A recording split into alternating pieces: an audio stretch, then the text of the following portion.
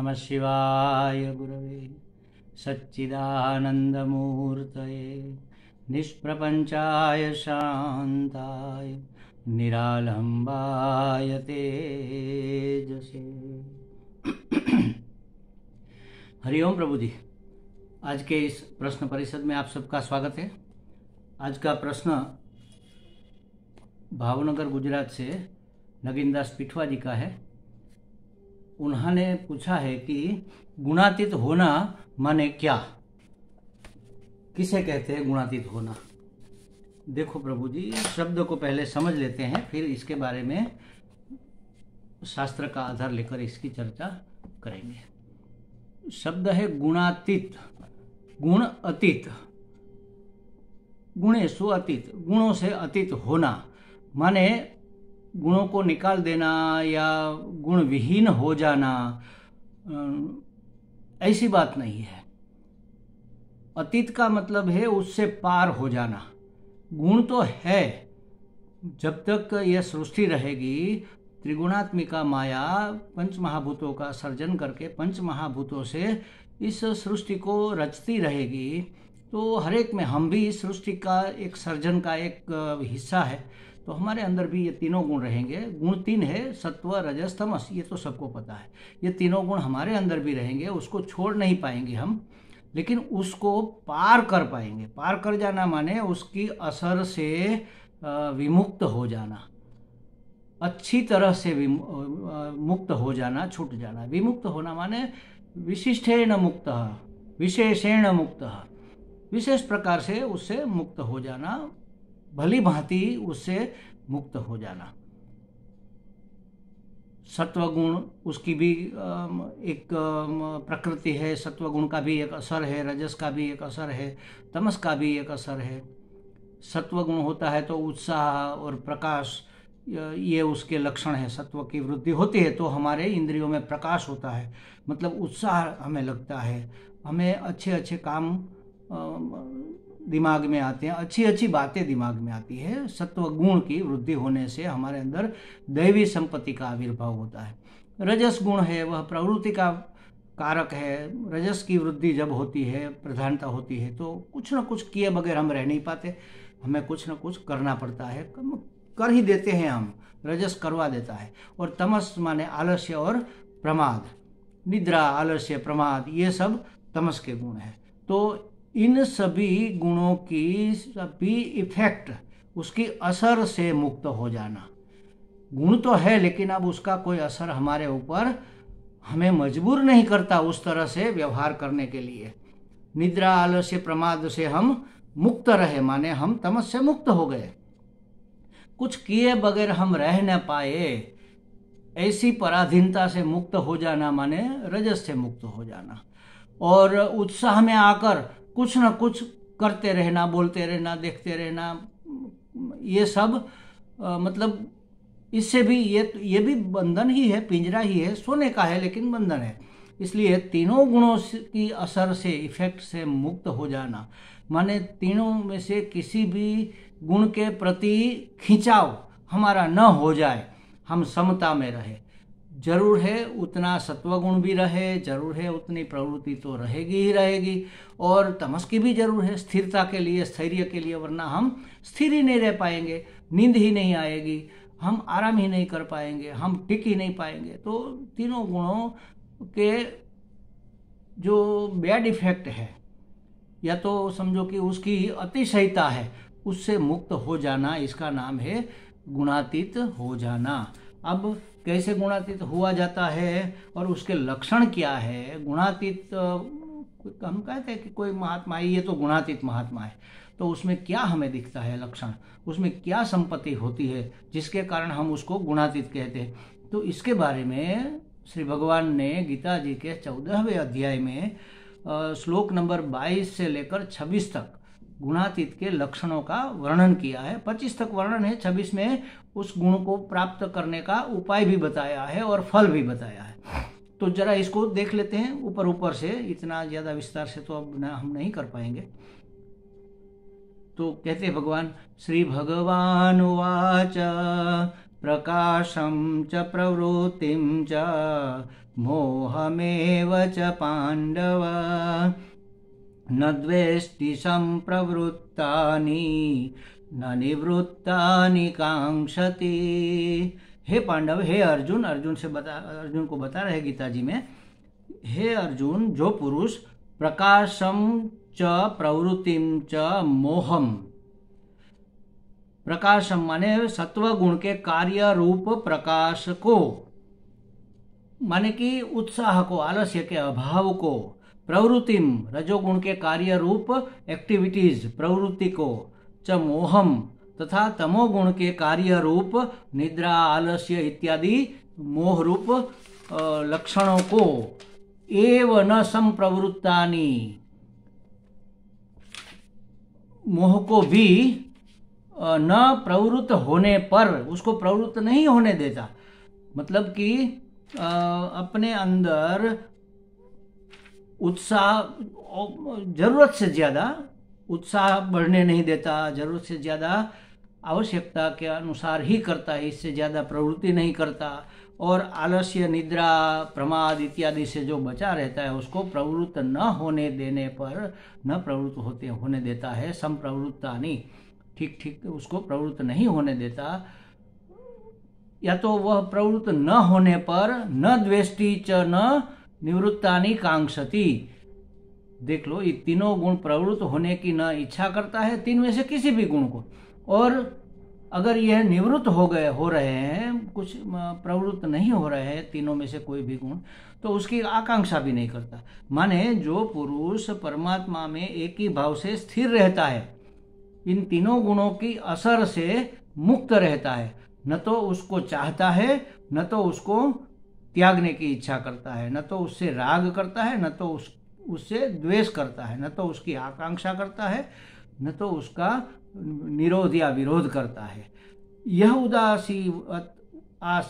इसके बाद में कहते हैं भगवान, उदासीन वदासीनो गुणैर्यो न विचाल्यते गुणावर्तन्त इत्येव योऽवतिष्ठति नेङ्गते। अच्छा, ये तीनों गुणों के असर को अपने ऊपर नहीं लेता, मतलब कि उसकी आकांक्षा भी नहीं करता, तीनों गुणों की असर हमारे अंदर हो, किसी भी गुण की असर हमारे अंदर हो, ऐसी आकांक्षा भी नहीं करता, और नहीं है तो उसकी अपेक्षा भी नहीं करता, और नहीं है अगर है तो उसको निकालने के लिए उससे द्वेष भी नहीं करता। तो फिर क्या करता है, क्या सोचता है, उसकी मान्यता, मतलब वो कहाँ पर स्थिर है, उसका निश्चय क्या है। तो कहते हैं यह उदासीनवत आसीन, जो साक्षी के सदृश, उदासीन माने साक्षी के सदृश स्थिर हुआ, स्थित हुआ, गुणे न विचाल्यते, गुणों के द्वारा विचलित नहीं होता है, गुणों के द्वारा विचलित नहीं किया जा सकता है। गुणः एव वर्तन्ते इति, गुण ही अपने गुण में प्रवर्तमान हो रहे, बरत रहे हैं, गुण अपने विषयों में अपनी प्रवृत्ति कर रहे हैं, उसका ये विषय है, ठीक है। बच्चा है तो खेलेगा ना, बच्चा खेलता है तो खेलने के लिए उसको कुछ करना नहीं पड़ता, उसके स्वभाव में ही खेलना होता है। तो न तो उसको रोकना है, न तो उसको आगे बढ़ाना कि भाई नहीं खेलो खेलो, बहुत खेलो बहुत खेलो, ऐसा कहने की जरूरत नहीं है। वो अपनी प्रवृत्ति करता है, बस वैसे ही गुणे ही वर्तन्ते, गुणः एव वर्तन्ते, गुण अपने गुणों में, अपने विषयों में विचरण कर रहे हैं, विचरण हो रहा है गुणों का, इससे हमें क्या लेना देना। ऐसा समझता हुआ यह अवतिष्ठति न इंगते, स्थिर रहता है, विचलित नहीं होता। इंगते माने विचलित नहीं होता, स्थिर रहता है। अगर समझो कि आलस्य आ रहा है तो देखता है कि हाँ आलस्य आ रहा है, इससे हमें क्या लेना देना, हम तो बस अपने आत्मचिंतन में तल्लीन रहेंगे। आलस्य आ रहा है तो आ रहा है, ये हो रहा है, कुछ करने का मन हो रहा है, या तो हाथ स्थिर नहीं है, पांव स्थिर नहीं है तो नहीं है, हम तो अपने आत्मचिंतन में स्थिर है। बहुत अंदर से उत्साह पैदा हो रहा है, चलो चलो कुछ करेंगे कुछ करें, हाँ उत्साह हो रहा है, हम देख रहे हैं, साक्षी मात्र बने रहता है। और क्या करता है, सम दुख सुख स्वस्थ समलोष्टास्म कांचन। तो तुल्य प्रिया प्रियो धीरः तुल्य निंदात्म संस्तुति ही। स्वस्थ सम सुख दुख, सुख में और दुख में समान रहता है। सुख आया तो फूल नहीं जाता, उत्साहित नहीं हो जाता। सुख सत्व गुण का परिणाम है, फल है। सत्व की जब समृद्धि होती है तब सुख की अनुभूति होती है, तो फूल नहीं जाता उस उत्साह में। और दुख आया तो डूब नहीं जाता, उसकी हवा नहीं निकल जाती, स्वस्थ रहता है। स्व में स्थिर, स्व माने आत्मा, आत्मा में स्थिर रहता है। सम दुख सुख, सुख और दुख में समान रहता है। समलोष्टाश्म कांचने, मिट्टी का ढेला मिल जाए, चाहे उसको पत्थर मिल जाए या स्वर्ण की डली मिल जाए, सोने की मोहर मिल जाए, तो भी उसको कोई लेना देना नहीं है। मिट्टी का ढेला मिले तो निराश नहीं हो जाता, और सोने का मोहर मिल जाए, सोने की गिन्नी मिल जाए या लगड़ी मिल जाए तो उसके अंदर आनंद व्याप्त हो जाए, ऐसा नहीं होता। वो धीर, धीही को धीर के धी माने बुद्धिमान, स्थिर बुद्धि को धीर कहते हैं, मतलब कि विवेकी, ज्ञानी। ऐसा धीर, ऐसा विवेकी, तुल्य प्रिया प्रिय निंदात्म संस्तुति ही।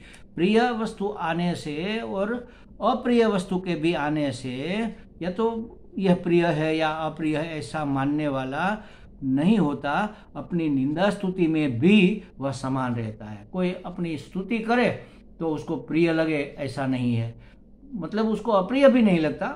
कोई अगर निंदा करे तो अपनी निंदा और स्तुति से वह खुश या नाखुश नहीं होता। न अपनी स्तुति को वह प्रिय मानता है, न अपनी निंदा को अप्रिय मानता है। और क्या करता है? मानापमानयोस्तुल्यः तुल्यो मित्रारिपक्षयोः। मानापमानयोस्तुल्यः तुल्यो मित्रारिपक्षयोः। सर्वारंभ परित्यागी गुणातीत स उच्यते। ऐसा है, वह गुणातीत है। कैसा? अब तक जो बात हुई ऐसा, और यहाँ पर कहा वैसा। मानापमान यो तुल्य, मान और अपमान में जो समान रहता है। मित्र रिपक्षयो, मित्र रिपुहु अपक्षय, मित्र के और दुश्मन के, रिपु के, वैरी के भी पक्ष में वह समान रहता है। मित्र मिले तो भी ठीक है, दुश्मन कोई अपने आप को हमारा दुश्मन समझे तो भी ठीक है। हम किसी को न तो मित्र समझते हैं न तो दुश्मन समझते हैं, हम सबको परमात्मा का स्वरूप समझते हैं। सर्वारंभ परित्यागी, सभी आरंभ का परित्याग करता है, माने कि किसी भी कार्य के शुरू होने में या तो किसी भी कार्य के करने में मैंने किया ऐसा अहंकार, ऐसा कर्तापन के अभिमान से वह मुक्त रहता है, रहित रहता है। सगुणातीत उच्यते, उसको गुणातीत कहते हैं। अरे भगवान, ये तो बहुत ज्यादा गुण हमें अर्जित करने पड़ेंगे, कैसे करेंगे? आसान उपाय भगवान बता देते हैं 26वें श्लोक में।